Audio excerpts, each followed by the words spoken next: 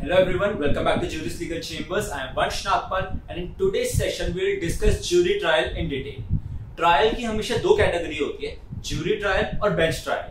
जब भी किसी एक्यूज के गिल्ट को डिटरमिन करने के लिए ज्यूरी के मेंबर्स बैठते हैं तो ऐसे ट्रायल को ज्यूरी ट्रायल कहा जाता है. और जब वहां पे एक्यूज के गिल्ट को डिटरमिन करने के लिए खुद जज बैठते हैं, जजेस बैठते हैं, तो ऐसे ट्रायल को बेंच ट्रायल कहा जाता है.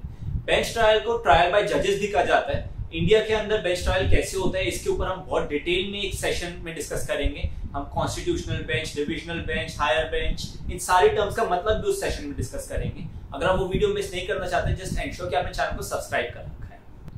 तो ज्यूरी ट्रायल का मतलब क्या होता है, इसका ओरिजिन और एवोल्यूशन कैसे हुआ, ज्यूरी ट्रायल में क्या पावर्स होती है ज्यूरियर्स के पास, इन्हें सेलेक्ट कैसे किया जाता है और ये कैसे ऑपरेट करते हैं, ये सारी चीजें हम अपने आज के इस सेशन में बहुत डिटेल में डिस्कस करने वाले हैं.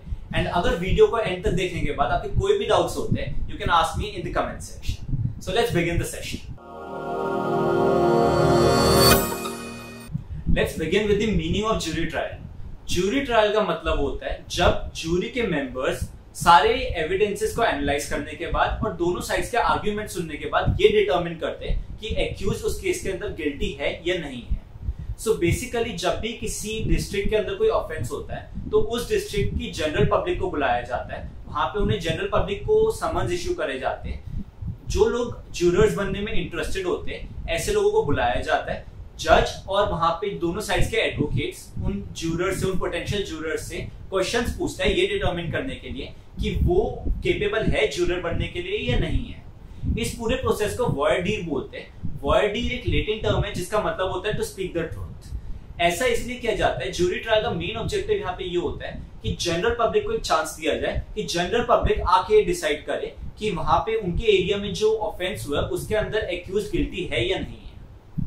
ज्यूरी ट्रायल की शुरुआत 8th सेंचुरी में वेल्स के अंदर हुई थी. फर्स्ट टाइम जब ज्यूरी ट्रायल हुआ था उस टाइम टोटल 12 ज्यूरर्स थे. 12th सेंचुरी तक ज्यूरी ट्रायल पूरे यूनाइटेड किंगडम में फॉलो होना शुरू हो चुका था. बाद में यूनाइटेड किंगडम से वर्ल्ड की बाकी कंट्रीज के अंदर भी ज्यूरी सिस्टम स्प्रेड होना शुरू हुआ. By the end of 18th century ज्यादातर कॉमन लॉ बेस्ड कंट्रीज के अंदर ज्यूरी ट्रायल फॉलो हो रहा था. इंडिया के अंदर फर्स्ट ज्यूरी ट्रायल मद्रास में 1665 में हुआ था.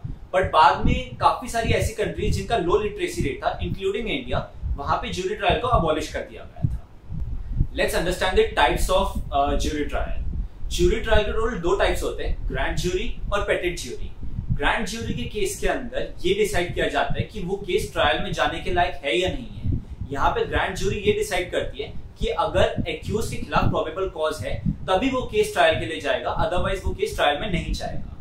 Grand jury generally consists of 16 to 23 members and it is not the matter of public record. यहाँ पे जनरल पब्लिक ग्रैंड ज्यूरी के ट्रायल को नहीं देख सकती. On the other hand, petit jury का ये काम होता है कि जब ट्रायल शुरू हो गया तो वहां पे सारे एविडेंसेस को एनालाइज करना और दोनों साइड्स के आर्ग्यूमेंट सुनने, उसके बाद ये डिसाइड करना, ये डिटरमिन करना कि एक्यूज गिल्टी है या नहीं है. पेटिट ज्यूरी में टोटल 6 से लेकर 12 मेंबर्स तक होते हैं and the trial by petit jury is a matter of public record. यहाँ पे जनरल पब्लिक इस ट्रायल को अटेंड कर सकती है. वो कंट्रीज जहां पे ग्रैंड ज्यूरी कभी ऑपरेट नहीं करती, ऐसी कंट्रीज में ये जज का काम होता है कि ये डिटरमिन करना कि यहाँ पे प्रोबेबल कॉज है या नहीं है, ये केस ट्रायल में जाना चाहिए या नहीं जाना चाहिए. इंडिया में ग्रैंड ज्यूरी ने कभी ऑपरेट नहीं करा. इंडिया में जजेस तय करते थे कि वो केस ट्रायल के अंदर जाएगा या नहीं जाएगा. Powers of petit jury are limited to determine the guilt of the accused. यहाँ पे jury members punishment decide नहीं कर सकते. Jury members सिर्फ इतना decide कर सकते हैं कि accused guilty है या नहीं. Punishment decide करने का काम judges का होता है. ऐसे केस के अंदर यहाँ पे jury members के पास abundant powers होती है कि वो ये decide कर सके कि accused guilty है या नहीं. अगर यही केस जज के पास जाते हैं तो जजेस बाउंड होते हैं लॉ से. अगर जजेस को लग रहा होता है कि अकॉर्डिंग टू लॉ वो एक्यूज गिल्टी है तो जजेस को वहां पे उसे गिल्टी ही बोलना पड़ता है. On the other hand jury members are not bound by law.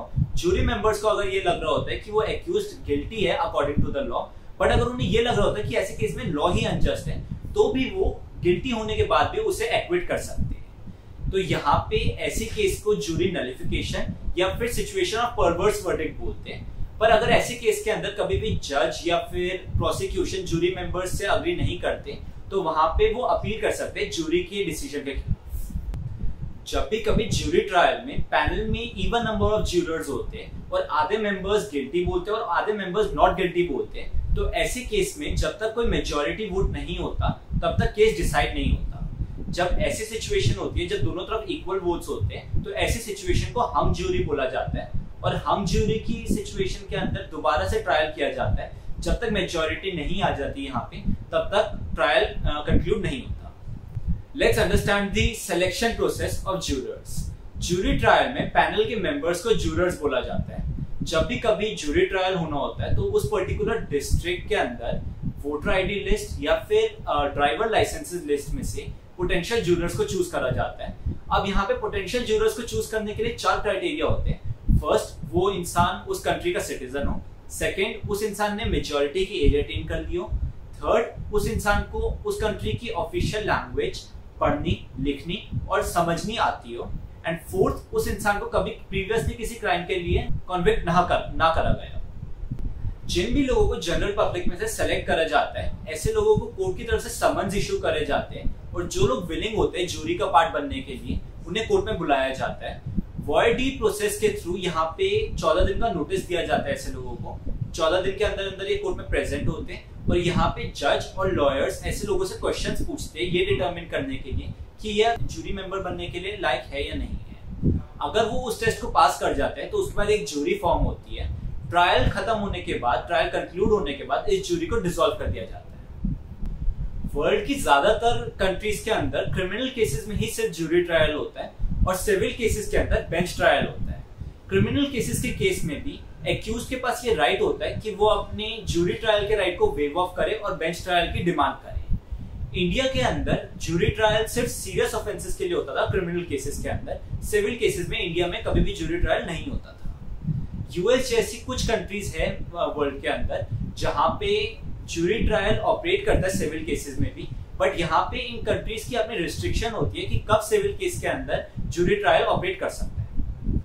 Let's understand pros and cons of jury trial. Let's begin with the advantages of jury trial. Jury trial के केस के अंदर काफी सारे नए prospectives देखने को मिलते हैं, जहां जज का सिर्फ अपना एक प्रोस्पेक्टिव होता है। ज्यूरी में जितने मेंबर्स होते हैं उतने अलग अलग प्रोस्पेक्टिव्स होते हैं, जिसकी वजह से केस को ज्यादा अच्छे से डिसाइड करा जा सकता है। सेकेंडली, ज्यूरी ट्रायल के केस के अंदर जज नेक्सस क्रिएट होने के चांसेस बिल्कुल खत्म हो जाते हैं। जज के किसी लॉयर या एक्यूज के साथ रिलेशनशिप होने के चांसेस फिर भी होते हैं, बट ज्यूरी ट्रायल में ज्यूरी मेंबर्स को रैंडमली पिक किया जाता है। हर ज्यूरी मेंबर के साथ किसी एक्यूज का या किसी लॉयर का रिलेशनशिप हो, इसके चांसेस बिल्कुल नेग्लिजिबल होते हैं।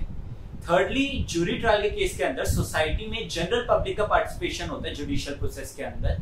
एंड फोर्थली, यहाँ पे ज्यूरी ट्रायल एक डेमोक्रेटिक प्रोसेस है। डेमोक्रेटिक वोट के थ्रू यहाँ पे डिसाइड करा जाता है कि एक्यूज गिल्टी है या नहीं। On the other hand, jury trial के काफी सारे डिसएडवांटेजेस भी होते हैं। ज्यूरी के केस के अंदर ज्यूरी मेंबर्स काफी बार मीडिया से और पब्लिक सपोर्ट से अफेक्ट हो जाते हैं और उनके डिसीजंस गलत हो सकते हैं। उसी तरीके से ज्यूरी जनरली सेंटिमेंट से ज्यादा अफेक्ट होती है, लॉ से ज्यादा। एंड थर्डली, ज्यूरी ट्रायल के केस के अंदर ये काफी स्लो प्रोसेस माना जाता है और ये एक्सपेंसिव प्रोसेस भी होता है। एंड फोर्थली, लिटरेसी रेट जहाँ पे जिन कंट्रीज का अच्छा होता है, सिर्फ ऐसी कंट्रीज में ज्यूरी ट्रायल ऑपरेट कर सकता है। इंडिया, नेपाल, मलेशिया, पाकिस्तान जैसी कंट्रीज में लिटरेसी रेट कम होने की वजह से ही ज्यूरी ट्रायल को डिसकंटिन्यू किया गया था। ज्यूरी ट्रायल को इंडिया में क्यों अबॉलिश किया गया था, इसके ऊपर एक बहुत डिटेल में हम लोग सेशन बनाएंगे, जिसमें ज्यूरी ट्रायल की इंडिया में जर्नी को हम ट्रैक करेंगे। ज्यूरी ट्रायल इंडिया के अंदर कैसे एवोल्यूशनाइज हुआ था, कैसे ऑपरेट करता था, और इसे क्यों और किस तरीके से अबॉलिश किया गया था, इन सारी चीजों को हम बहुत डिटेल में समझेंगे उस सेशन में। अगर आप उस सेशन को मिस नहीं करना चाहते, जस्ट एंश्योर कि आपने चैनल को सब्सक्राइब कर रखा है और आपने बेल आइकन भी दबा रखा है, जिससे आपको उस वीडियो के और ऐसे सारी वीडियोस के रेगुलर नोटिफिकेशंस मिलते रहेंगे। So that's it for today. We hope आपके लिए ये वीडियो हेल्पफुल रही होगी।